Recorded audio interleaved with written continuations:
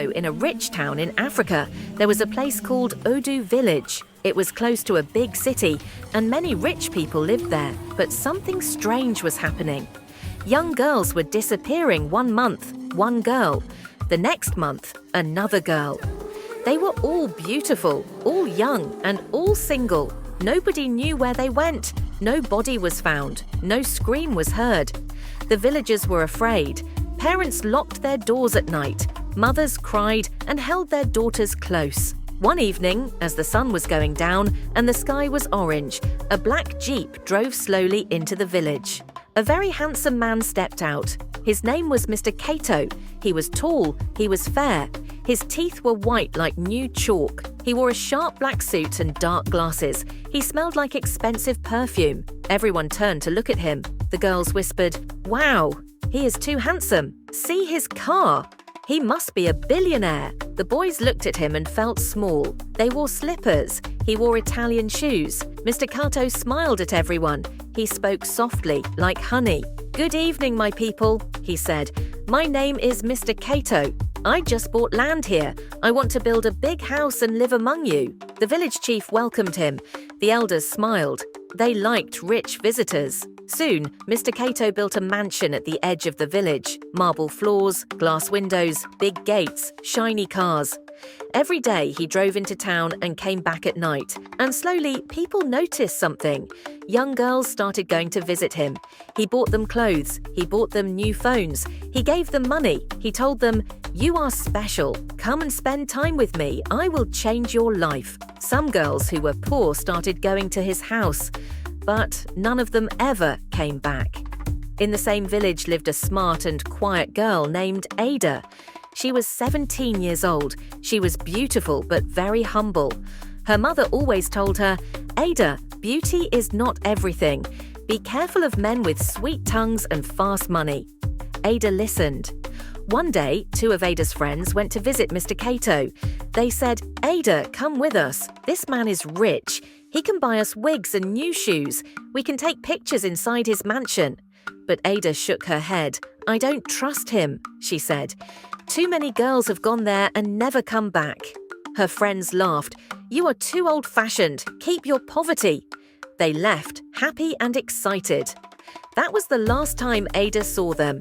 Days passed. Their parents cried. The chief called meetings. No answer, no clue. But Ada's heart was not at peace.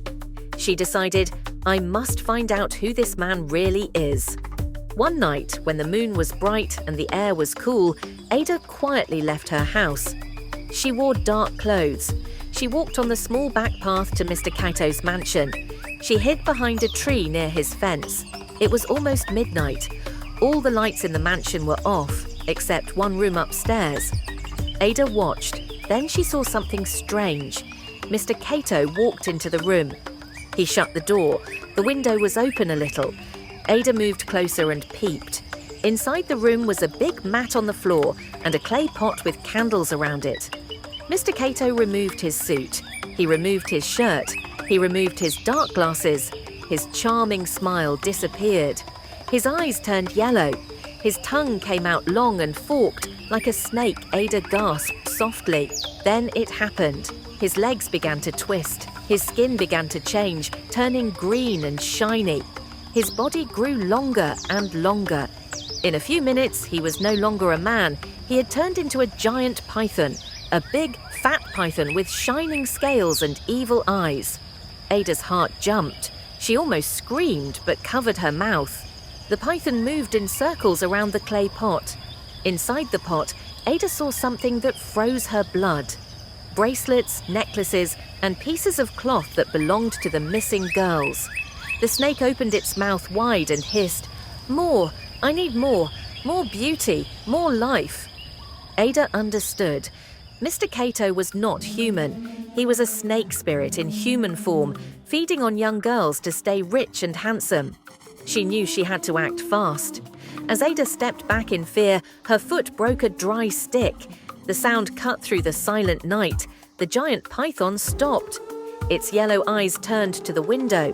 Then it changed back, slowly, into Mr. Kato. He rushed to the window and looked out. Ada hid flat on the ground, heart beating hard. "Who is there?" Mr. Cato shouted. "I can smell you." He sniffed the air like an animal. He jumped down from the balcony, landing near the tree. Ada began to crawl away, then stood up and ran. Mr. Cato chased her. He ran very fast, his eyes glowing in the dark. Ada ran toward the village square, screaming, wake up, he is a snake. Mr. Cato is a snake spirit." Dogs started barking. Lights turned on in houses. People came out with lanterns, torches and sticks. Ada reached the center of the village. Mr. Cato stopped at the edge of the light. He smiled again, charming and calm. "My people," he said, "this girl is mad. How can I be a snake? Look at me. I am just a rich man who loves your village." Some people believed him, some did not. Ada shouted, crying, "He is lying. I saw him change. I saw the pot with the girls' things. My friends are gone. He is the reason." The elders looked at one another. They decided, "We will go to his house now. If Ada is lying, we will punish her. But if she is telling the truth, we will deal with him." Mr. Cato laughed nervously. The villagers, with their lanterns and sticks, followed Mr. Cato back to his mansion. Ada walked with them, her hands shaking but her eyes strong. They reached the big gate. Mr. Cato tried to stand in front of the door. "No one is entering my house," he said. But the chief stepped forward. "You live in our land. You must answer us." They pushed past him and rushed upstairs to the strange room Ada described. When they opened the door, the clay pot was still there. Candles were still burning low. Inside the pot, they saw bracelets, earrings, shoes, and hairbands of the missing girls. The mothers screamed. Some fell to the floor, crying. Mr. Cato's smile disappeared. His eyes turned yellow again. "You should not have come here," he hissed. Before their eyes, he began to change again. His neck stretched, his mouth widened, his hands became scales. He turned into a giant python right in front of them. The villagers shouted, "It's true, he is a demon!" The men ran out in fear. Some dropped their torches. But Ada did not run. She remembered stories her grandmother told her. Snake spirits fear fire and the name of God. Ada grabbed one of the fallen torches. Her hands shook. "In the name of the living God, you will not eat our sisters again," she shouted and ran toward the snake.